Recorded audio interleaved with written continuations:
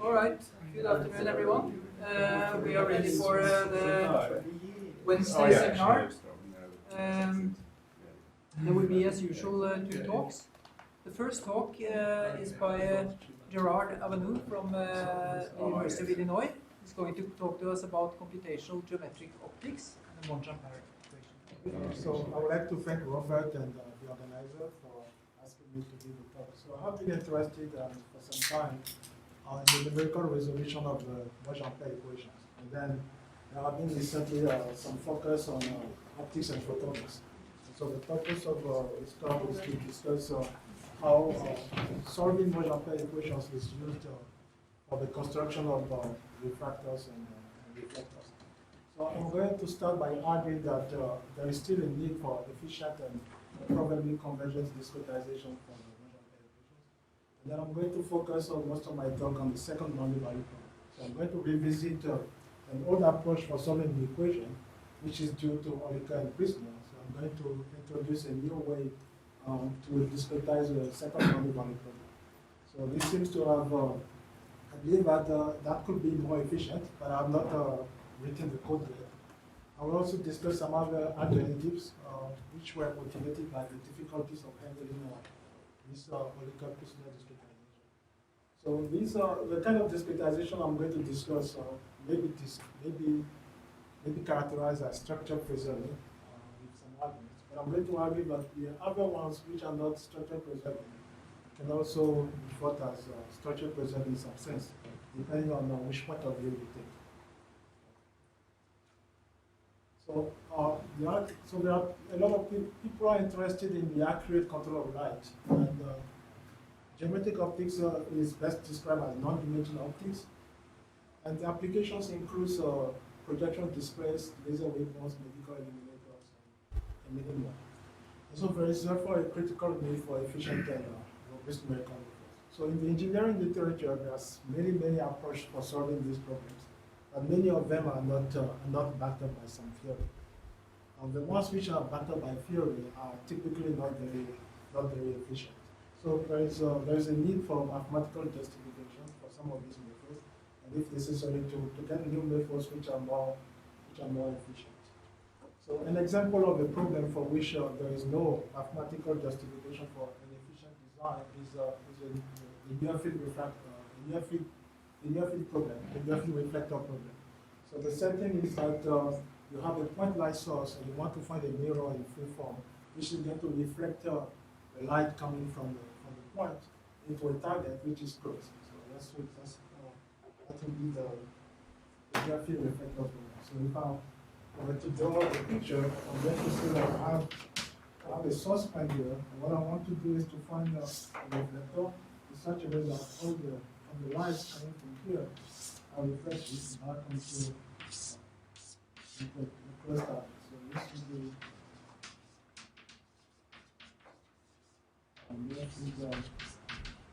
reflector.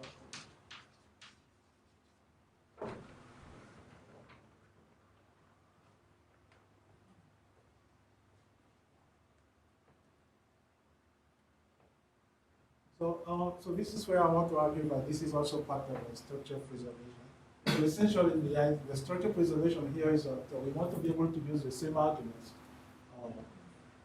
the similar arguments to the ones people use at the continuous level to prove results such as stability, convergence, existence of solutions, and uniqueness of solutions, and so on. So for example, I'll be interested in convex surfaces. So convexity is a feature which is necessary for the theory at the continuous level. In some cases, it's very difficult to enforce a convexity at the discrete level. So we look for alternatives, so discrete convexity. Or we want alternatives which are structure preserving in the sense that we can still use the same arguments as at the continuous level. So the parallel field reflector problem leads to the solution of this Monge-Ampere equation. So this will be the parallel field reflector. So I want to draw it this way.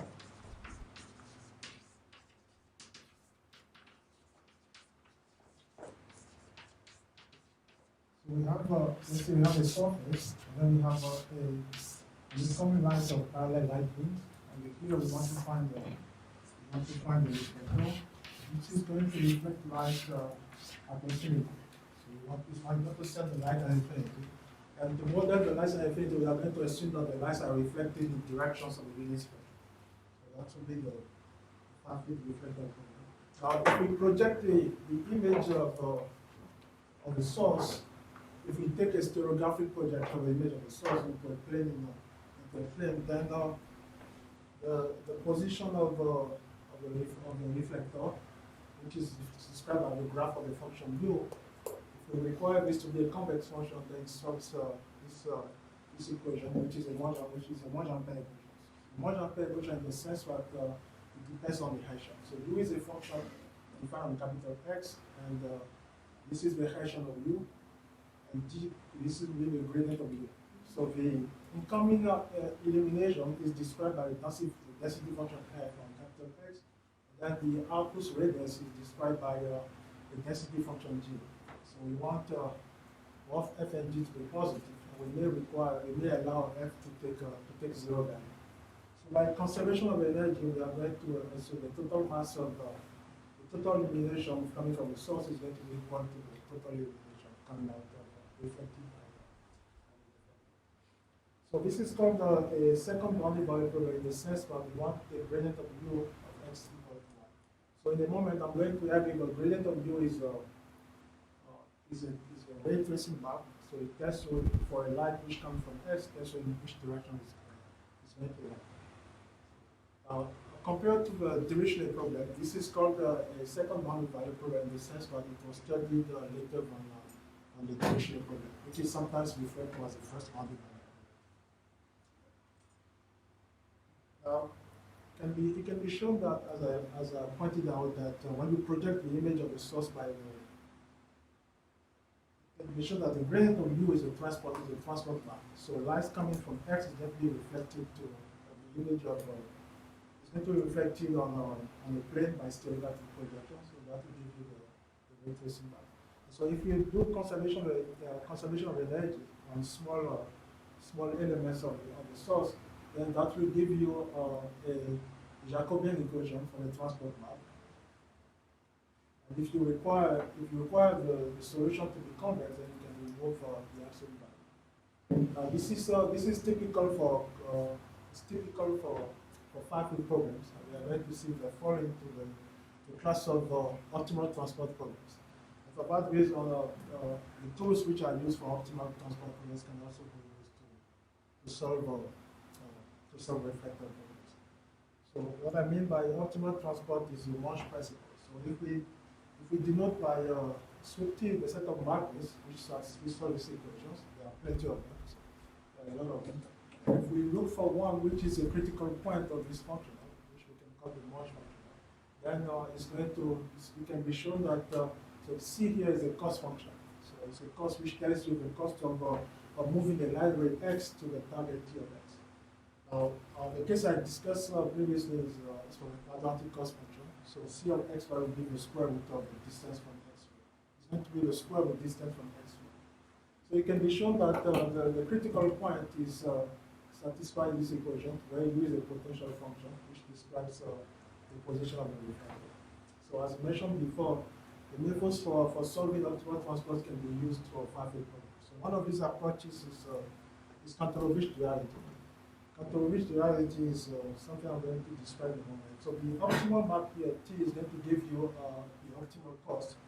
And it's kind of not very easy to handle this kind of constraints. So the approach of control-rich is to show that the optimal cost is actually max optimized of another function, which is much easier to handle. So here, when we get phi and c are continuous functions, and when you get a maximized pair, they are related by what is called the C transform. And if you get, that means that you can substitute one for the other. So if I substitute phi for the C transform of psi, I can only have a function which depends on only one variable. And a lot of techniques for optimization can be used for solving this problem. So one of the approaches is to replace the target density by a sequence of Gerard mass And instead of trying to find an optimum, we solve the resulting nonlinear equations. Let's say by depth calculate for the, or some other kind of iterative methods. So what would x and y, the spaces x and y, be in an example? So x can be a subset of the Euclidean space. That would be the source where the light is coming from, and y would be the target. Y would be The target where you want the light to be reflected towards. So, for example, if you want so they're both domains in R2. both of them, right? So both of them would be in R2 in the following sense. So from the far field reflector problem, you want the light to be reflected at infinity. And then you take the stereographic projection of these directions on the unit circle to R2. So that would be what X and Y stands for.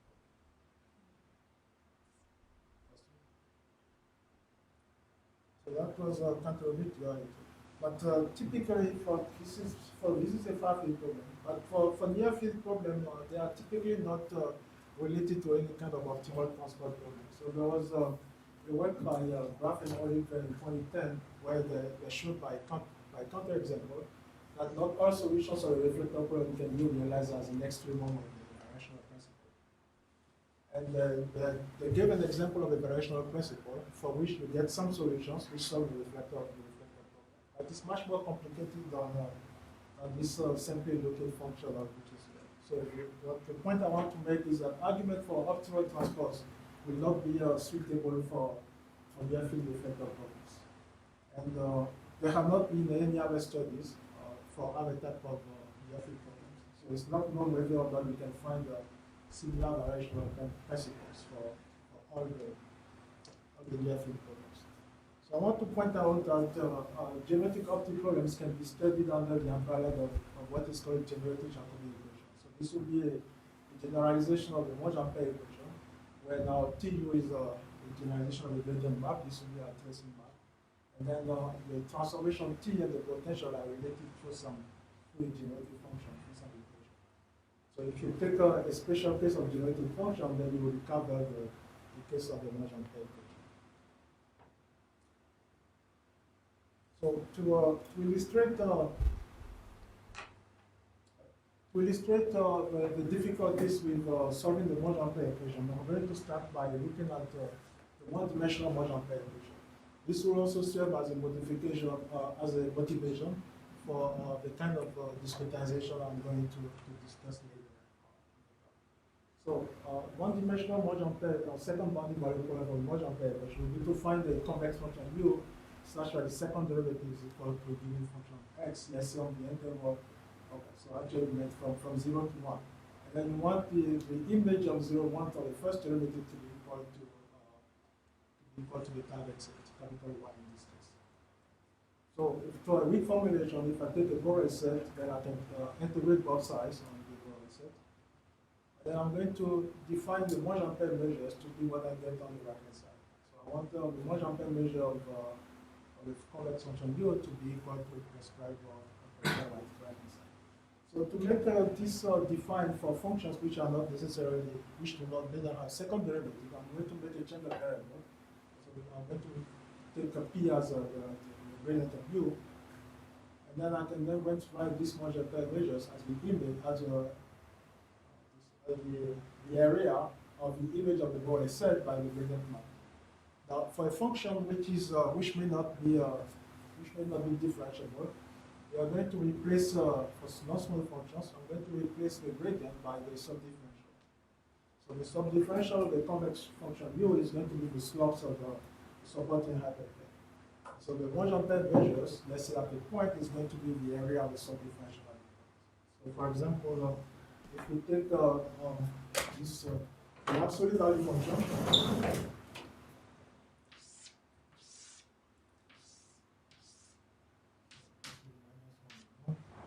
So this has slopes -1, this has slopes 1 at the point 0. So all these lines with slopes between 1 and -1 will be supporting to this absolute value function 0. And so the area of the subdifferential at 0 is going to be just the volume of the interval from -1 to 1, which is 2. At any other point, the subdifferential is restricted to only one value, and so you have subdifferential 0 at the other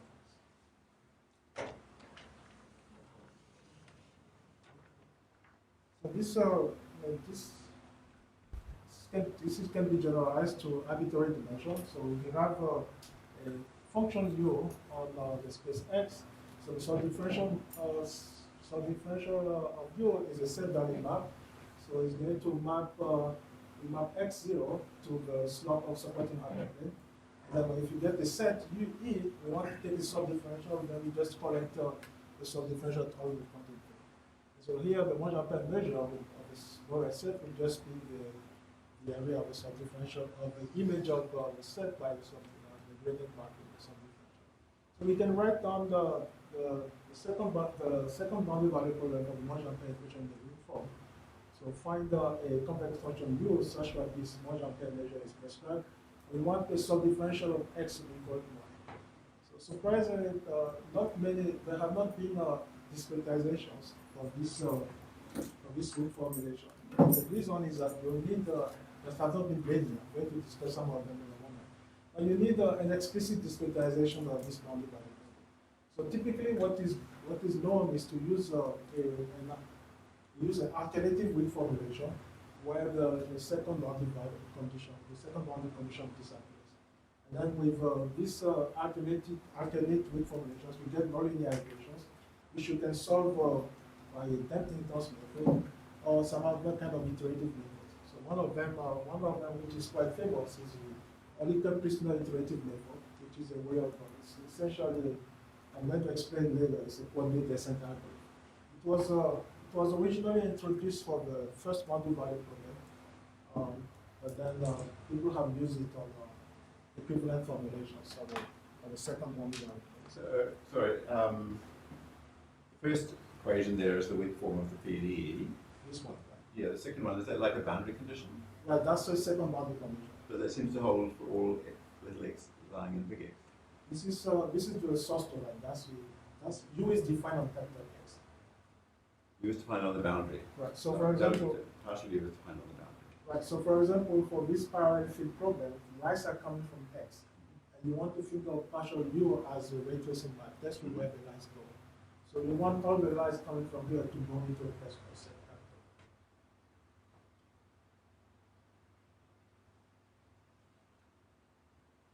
So one of these alternate formulations is known as Brunet formulation. Instead of writing the formula in terms of Borel set in the source, we are going to write in terms of Borel set in the target set.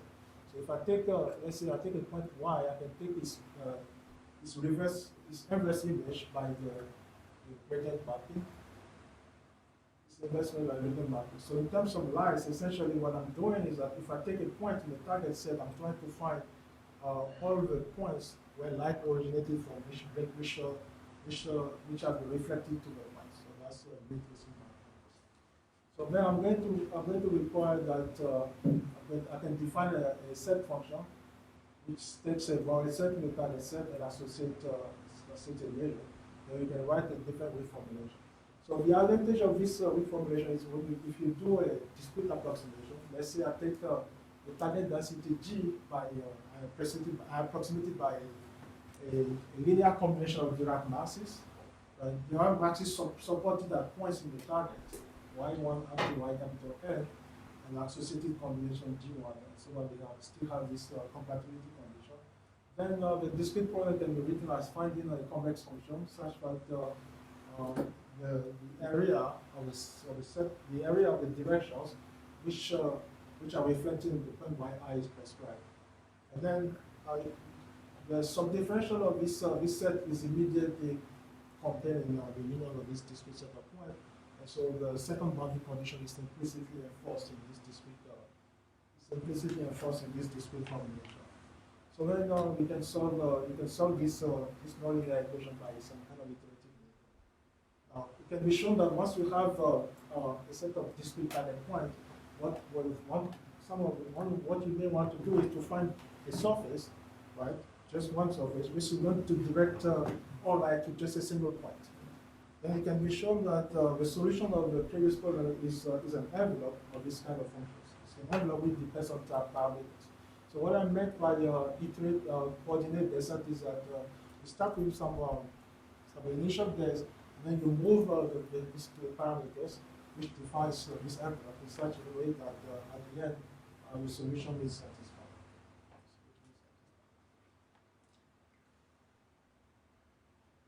So this is it can be shown that this set, as I mentioned before, this set can be written in, so this set is defined, is actually related to the way this function is defined. And another way of writing the left-hand side of the equation is in terms of this, what is called a visibility diagram, or also parallel. So in some cases, it's quite easy to compute the area of these cells, but for some situations, not. For example, in 3 dimensions, for some of them, it's not very easy to. It's not very easy. So this approach has been extended to more general equations from the boundary value problem, so from a generative Jacobian equation.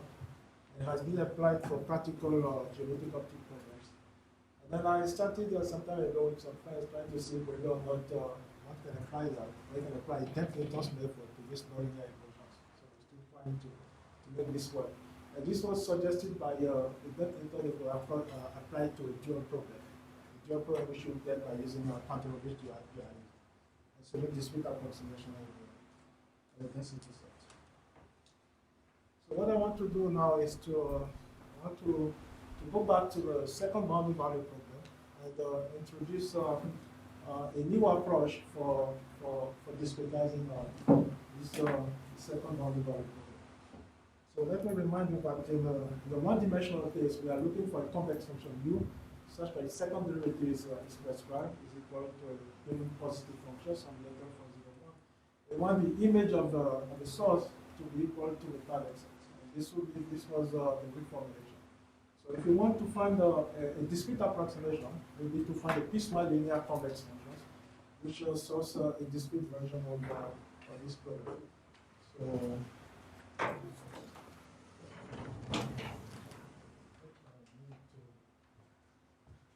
write down.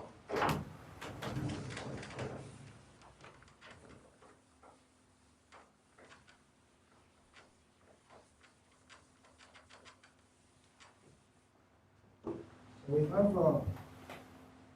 have the interval from 0 to 1. What we want to do is we want to find a piecewise linear convex function. Let's say that I have a subdivision of the domain into points. So here 1 quarter, 1 half, and 3 quarters. So I want a convex function which is going to solve the weak form of the equation. That would be one possibility. And then it's going to have prescribed Monge-Ampere measures at points which are inside the domain. So that would be one approximation of this problem. So what would be the sub-differential at these points? As we learned before, is going to be the area of the set of slopes which are supporting. So essentially, it's going to be, so at this interior point, it's going to be the difference of the slope on the left to the slope on the right. So if I denote by zi, the value at the interior node xi. So you have zi plus 1 minus zi, and then you subtract zi minus zi minus 1. And then surprisingly, we get this typical central difference approximation of the second derivative. And then on the right is going to be an approximation of the Dirac matrix, let's say the Dirac matrix xi. So this will be at the interior point. But then we have this boundary condition. So how are we going to enforce a boundary condition? This is so I'm going to explain the idea, and then later I'm going to give formal definition. So if you look at so this has so the slope. What I intended is to have the slope minus 1 here and the slope 1 here. So then if you extend it, then you see that the two slopes form actually the cone. So I'm going to call this the asymptotic cone, or this piecewise linear convex function. And what I mean by that is that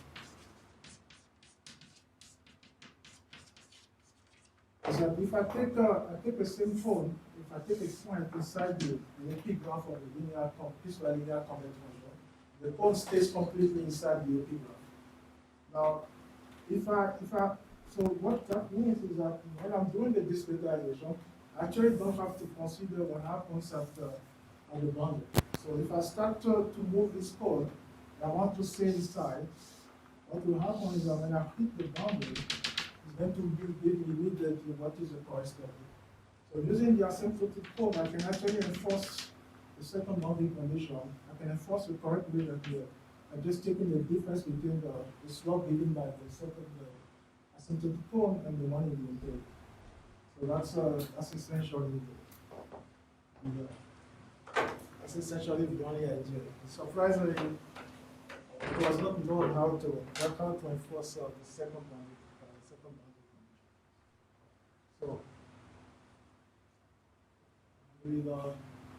So this is the summary. So what I'm saying here is that from the approximation, I only need points in the interior of the domain, and then I'm going to enforce the second boundary function by using the asymptotic cone of the piecewise linear convex function. And of course, the right hand side is discretized by Dirac mass. So for example, if I have a target domain, so the cone will be a polyhedral cone. If I have a target domain which is not convex, I'm going to approximate it by a sequence of convex polygonal domain which is contained in the target set. And then this will be the, I think I switched notations. R is the target of the density. So I'm going to associate a measure to the right hand side, and then I'll have, again, the weak formulation of the Monge-Ampere equation. So here the right hand side is approximated by a linear combination of Dirac masses. So, okay, so what is a cone? So if you want a cone with a vertex A is a set such that if you take a point inside the cone, the line from the vertex through the point is completely contained in the set. So the asymptotic cone of the convex set is a set of points which lies on rays starting from the point and completely contained in the convex set M, as I explained in the picture. Now, if I have a polygonal domain, or if I have any target domain, I can associate to the target domain an asymptotic cone. And the way you do that is that you take a point P in the closure of the domain, then you associate a half plane, and the intersection of this half plane is going to give you a cone. So that will be that's what I'm going to call the asymptotic cone associated to the target domain. Okay. So what I want to do is to rephrase the second boundary variable. Instead of trying to find a convex function of the domain X, I'm now going to look for a convex function of the whole space. So I'm going to look for a convex function of the whole space with given asymptotic cone. Instead of requiring that the image of a domain by the subgradient is prescribed. So what I want to do in the next few slides is to convince you that there is an equivalence between the two ways of looking at the story profile. And then for the discretization, I'm just going to look at functions defined on the whole space with the given asymptotic cone. So,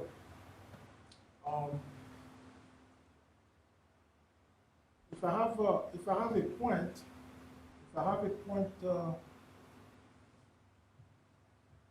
okay. So when we have a domain X, I've defined the notion of subdifferential, right? So that's a local subdifferential because I take the supporting hyperplanes, and I only look at whether or not they support the function in the domain.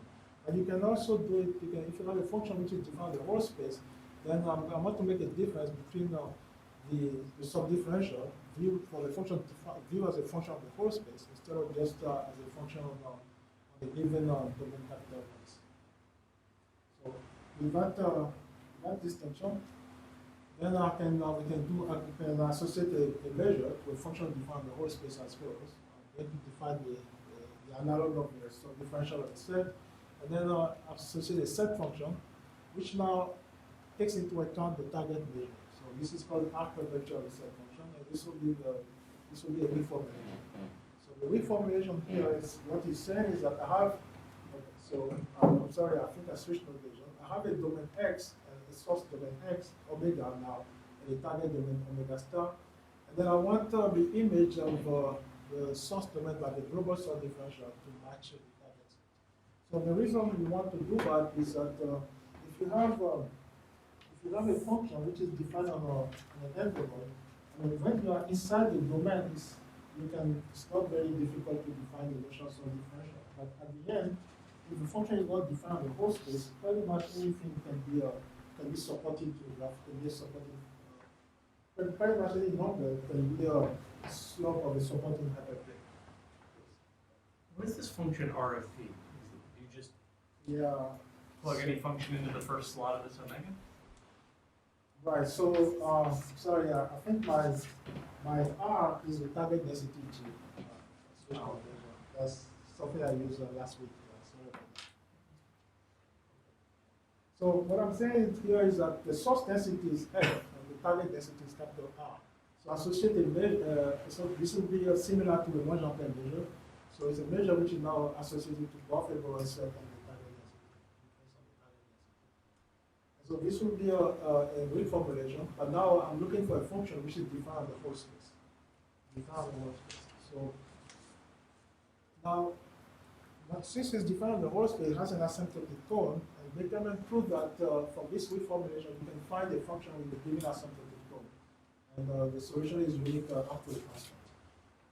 So what I'm saying in the next slide is that you can do the reverse. If you start with the usual second boundary value, second boundary condition, you can extend the function to the whole space, and then it's going to have the correct asymptotic cone. So the two formulations are equivalent.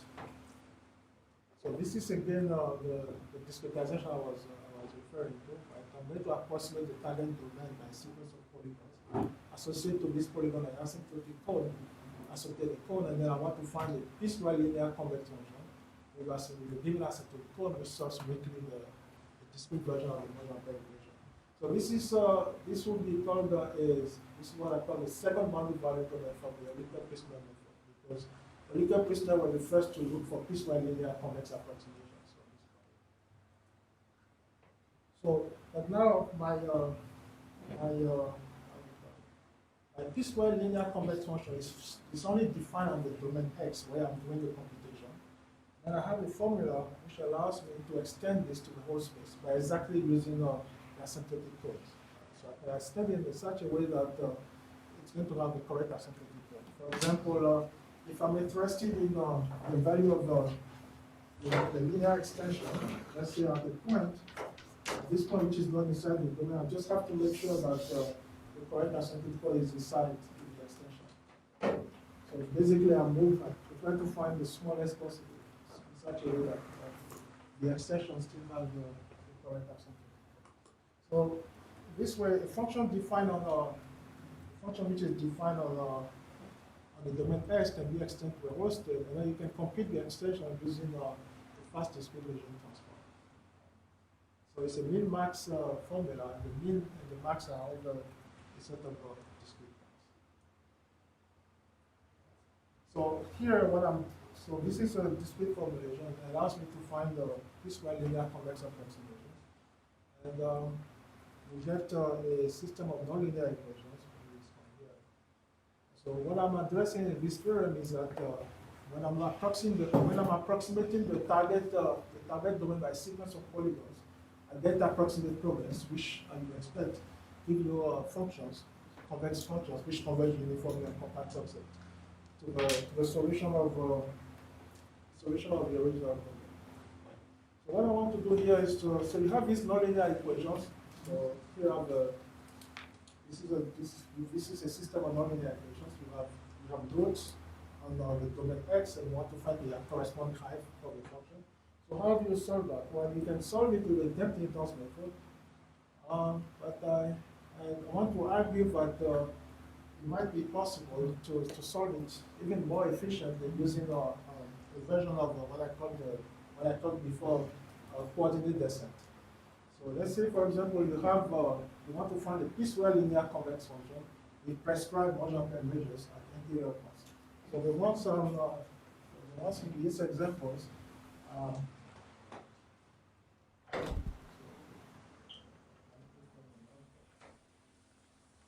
let's say you have, so I have the interval from 0 to 1, and then I want to find a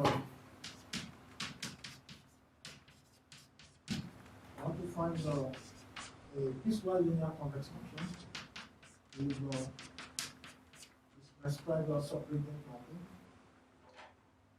So this will be, so the answer will be something of this kind. So I'm going to have slope, let's say I have slope minus 1 here, and then I have some slope here. I'm going to have slope 0 here, and then I'm going to have some slope here, and then I'll slope 2 and then have 1. So this one will be a slope of, I want to have 1 here, and then, let's see. Exactly, okay, so I want to have Monge-Ampere measure 1 at 1 quarter, and then I want to have Monge-Ampere measure 2/3 at 1 half. So 2/3 at 1 half. So the total maximum Monge-Ampere measure of this piecewise linear convex function will be 1 plus 1, which is 2, so I need 1 for this. So what I'm going to show you is an iterative method, which I think should be much faster than all of the other approaches. So what we'll do is I'm going to start with an approximate guess, which is going to be a code. I'm going to start with the code with the correct percentage of code. So here at this point I have Monge-Ampere measure 0, and the other points I have Monge-Ampere measure 2 here. So the first thing I'm going to do is to use a version of the coordinate set. So I'm going to move this value down in such a way that I have the correct Monge-Ampere measures at 3 quarters. So I'm going to move it down in such a way that I'm still going to keep the slope 1 here, and then to have now slope 2/3 in such a way that my slope 1/3. So when I do that, the new function is going to, the Monge-Ampere measure is going to change to 2/3 plus 1, which is 5/3. Right? So the knots are always at the grid points. Yes. The knots are always at the grid points. Yes, but those are always at the grid points. This one you have. So at this point I have 5/3 here and 1/3 here, but then I have 0 in this side. Now the trick here is that what I'm going to do next is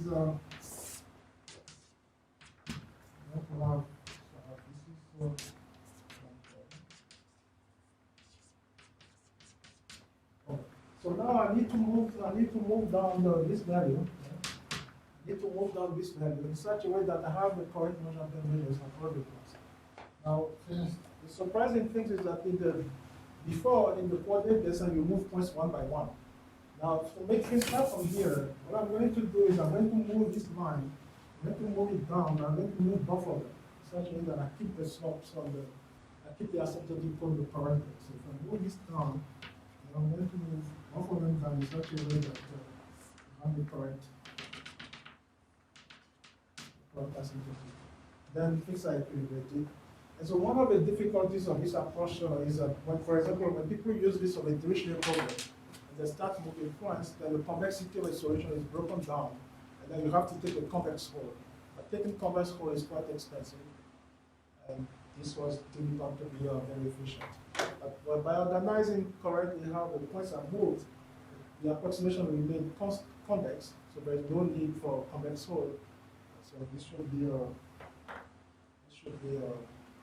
much more efficient than what was done before. I wasn't completely convinced that would work, but so I looked at other alternative, which is so I'm going to try to report this on.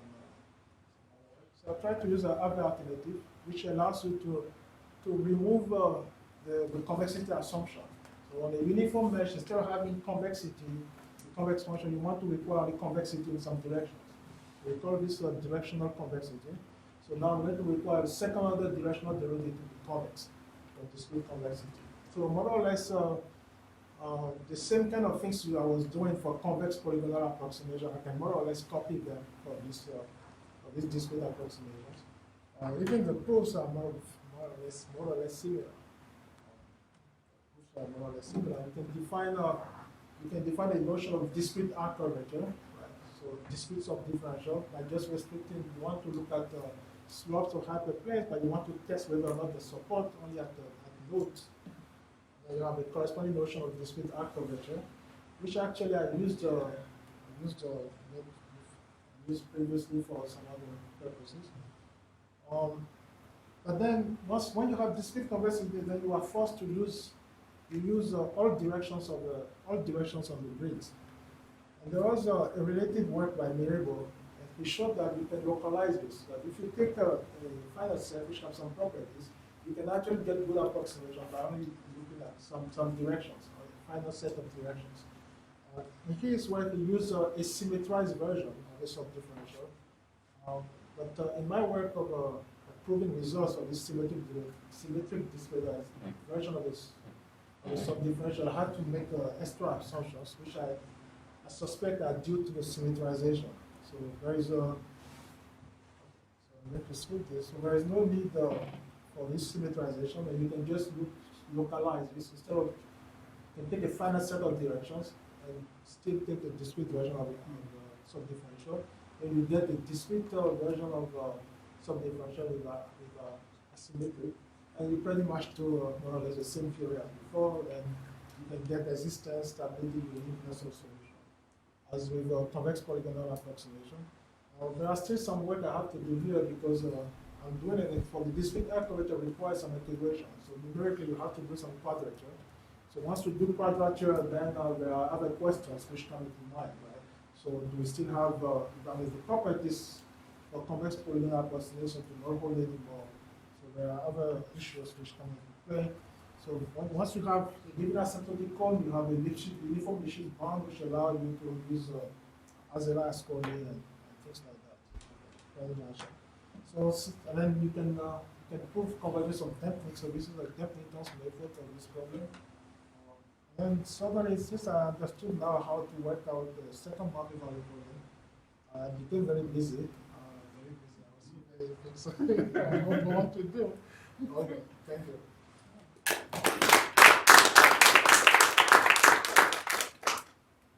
Thank you. Questions? Christian? So as you've illustrated it on the board, it's quite convincing that it works with piecewise linear functions, but can you also take piecewise polynomial functions? No, piecewise linear functions. It's not the one. Really Piecewise polynomials is going to be hard to enforce to think about convexity. Piecewise linear. And then, I mean, now for other geometric optics problem, right? Then the linear functions are not the natural thing. We want ellipsoid. I'm not sure how this will extend to. But the goal will be to generalize this to these type of problems. So ellipsoid, paraboloid, and things like that, or hyperboloid. I was going to ask a similar question about convexity, even in the linear case. So, so on the left-hand side, you had this sort of like usual 3-point stencil, but on the right-hand side, instead of f of xi, if instead you had, say, use some sort of quadrature rule that involved f at several points, right?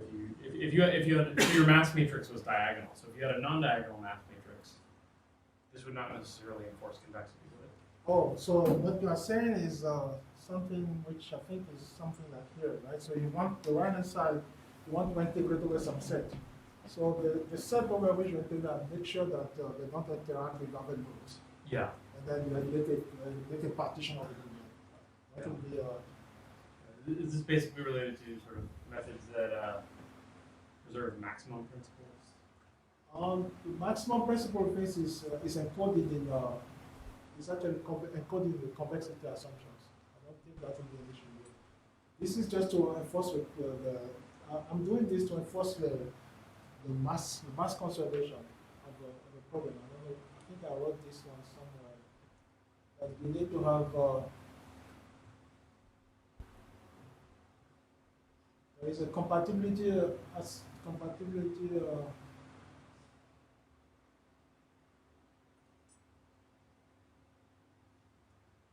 for these Monge-Ampere equations there is a conservation of energy or compatibility conditions. So in the discrete level, I want to make sure this also happens. So the target set is divided into subdomains, and then I'll take average on this side. Maximum principle does not appear directly in these arguments. I'm never use any notion of maximum principle. Maximum principle appears when you are using approaches based on viscosity solutions. The viscosity solutions are defined through maximum principle ideas, so that's why it comes on that. In this geometric approach, we don't never didn't have to use any maximum principle.